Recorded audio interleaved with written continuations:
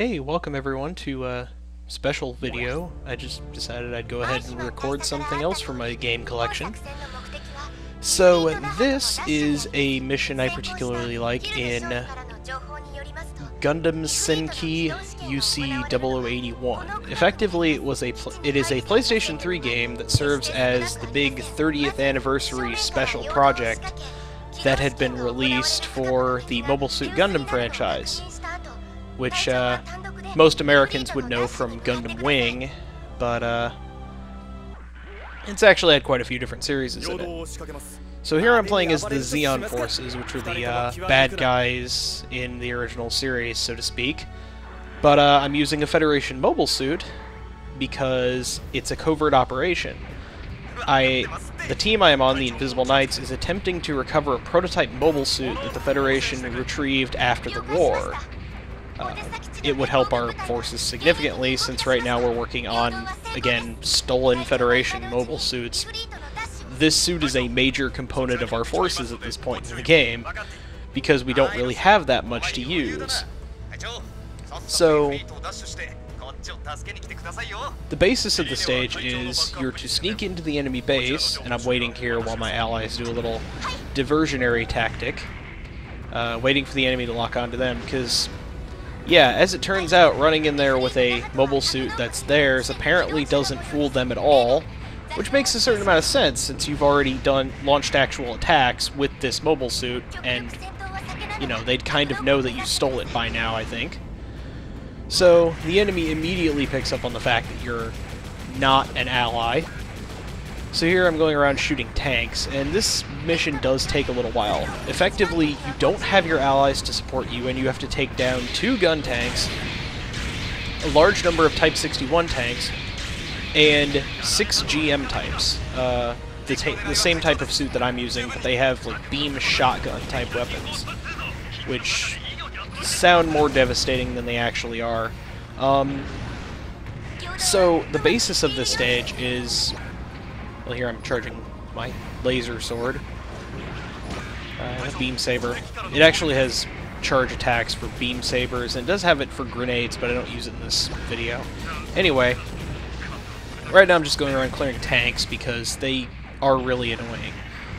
The tanks by themselves are not particularly damaging, but they become a problem if you have to fight them and something else. So you go around and kill all the tanks first, then you go after the gun tanks, which are these large, big cannon-firing things here, like this I'm fighting right now. You do not want to get hit by the cannons. They will almost instantaneously kill you. This game is... I'm playing this on hard mode, and it is not forgiving about certain things, like getting hit by cannon fire. However, the beam shotgun, as you see there, has a limited range, so the enemy is able to only hit me at a certain distance. The other thing about this is you don't get to set up this unit before you start the stage like you usually do, so I couldn't do something like have an extra magazine for my machine gun or anything, so I'm forced to use just the ammunition and weapons I have. There's no resupply point in the stage, and effectively, if you don't use every weapon at your disposal, including the little head machine guns that you just saw me use to finish off that one enemy there a second ago, you're going to be in trouble. So, and you want to focus on close combat whenever possible, because it's more powerful and more effective. So there you see that I dropped to less than 50% health, which causes 25% of my maximum health to be knocked off of my life bar. If you drop below 25%, then it knocks off the... it knocks you down to 50% maximum, which is part of the reason you do not want to get hit in this game, because you can heal by crouching. It's slow, but it does work, and it is something you'll see me doing a lot in this mission. But, overall, this is a very fun game. It's probably one of the best Gundam games that's been made. Zeonic Front could compete with it, and there are some Saturn and Dreamcast games that a lot of people like, but I've never actually played, so... in any case, you see me taking on 3 enemies at once, which is a tactical no-no within the actual Gundam franchise. but it does work in that franchise more often than in a lot of other giant robot anime. Gundam is a real robot series, so the machines are more like military hardware than some anti-alien thing like Gigantor, than some super mech like Gigantor or the Megazord from Power Rangers. Those are super robot type mechs. They're very powerful and very tough to kill. They're designed to fight against otherworldly creatures. Gundams are designed to fight against other giant robots of military-grade technology. And while giant robots themselves are something that doesn't make much sense in the laws of physics, Gundam at least treats the machines like they're fragile, like they're capable of being destroyed. It's not the best in that regard, but it was the pioneering series for that, and it's been a pioneer in Japanese animation for the entire 30 years that it's existed, so this was a pretty good 30th anniversary game, in my opinion. And, of course, it goes back to the popular Universal Century, or at least popular in Japan, and you might notice, well, you probably won't notice it in this video, but throughout this game there is a lot of English text.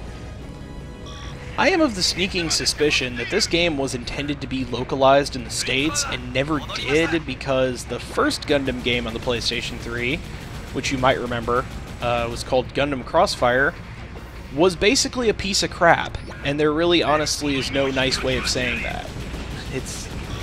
It was a very problematic game. The difficulty felt fake through the entire thing. It felt like the game was basically just cheap-shotting you whenever it won. Whereas in this game, it feels a lot more fair when the game just beats you mercilessly. So there, I just used up the last of my grenades, which are most useful in this game, honestly, for stunning enemies rather than damaging them. So when you're fighting more than one enemy, it's pretty useful to use them.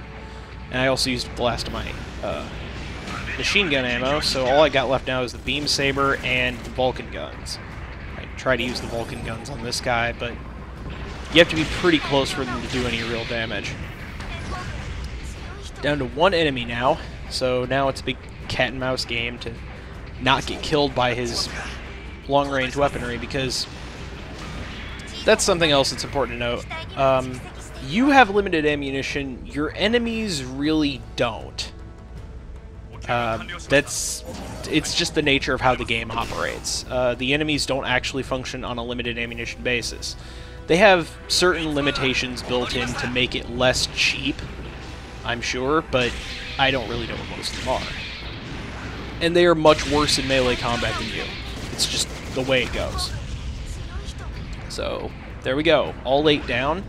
All the tanks are gone, so now I can run in there and steal the prototype giant robot. And here the camera catches me in a bad position where it can't actually look at my suit. That's just how it happens sometimes.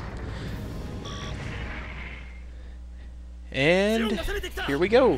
Nice little cutscene with traditional animation spliced with CGI. It's pretty good throughout the game, so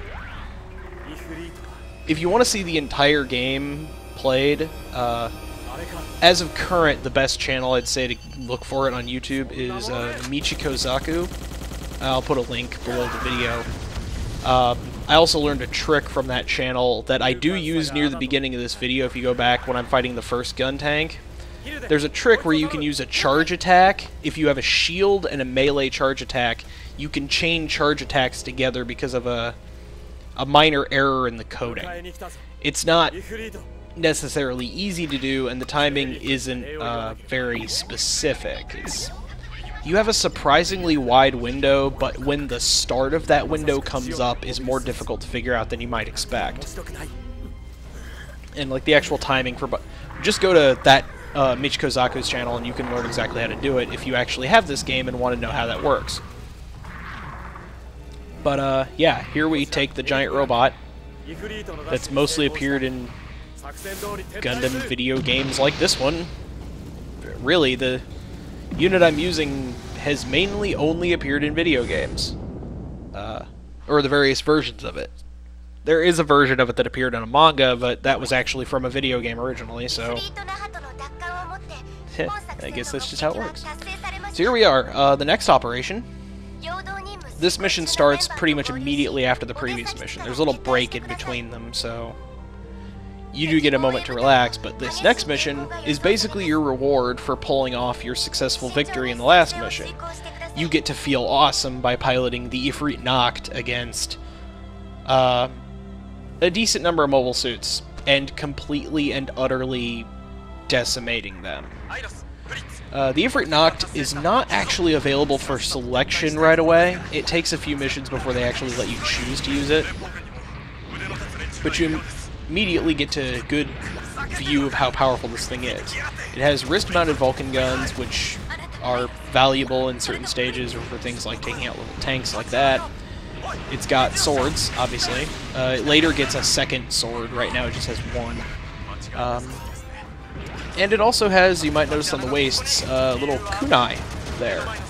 Those are a rather fun little weapon. They are mapped to the same button as the grenades would be for the GMs, and what they do is they actually stun a unit while it's standing, instead of the grenades knock enemies down, which means there's only a limited time window when you can damage them before they become invulnerable for a short time before getting up.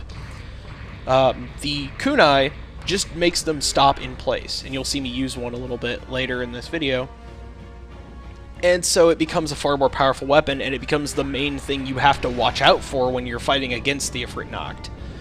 Because the first time you fight against this thing, the parallel mission to this one on the Federation side, is very difficult.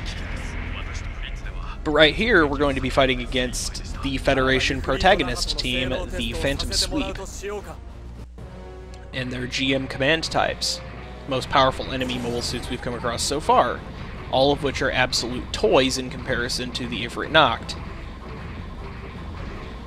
But that's kind of how it's supposed to go. Your hard part was the previous mission, fighting against incredible odds.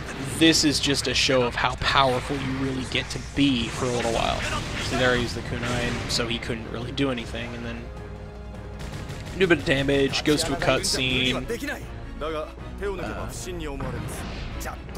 Your allies are discussing something. Again, Michiko Zaku's channel actually has subtitles for a lot of the videos. So, if you want to find out what's going on in the story, it's a great place to look. If I do a Let's Play of this in the future, which would be kind of fun, it will just be mostly humorous, and it'll probably have fake subtitles and anything. But, if I bother with subtitles. But I will give you a basic overview of the story if I do one.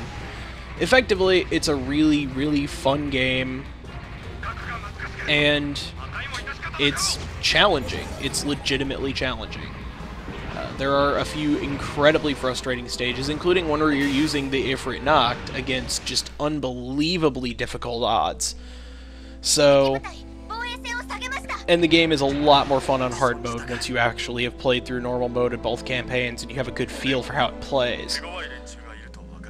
So here the mission's finally ended. So the video is about to end. And I'll be putting up some more videos of games that I own, just some clips from stuff that I'm playing. I mean, it's just, hey, it's my channel, I can put up the videos I want to put up, so... And I am continuing with the Code Lyoko Let's Play, so don't worry about that. But, I've got other projects to work on at the moment, so this is just something I did because I felt like it. So, thanks for watching, and I will see you all later.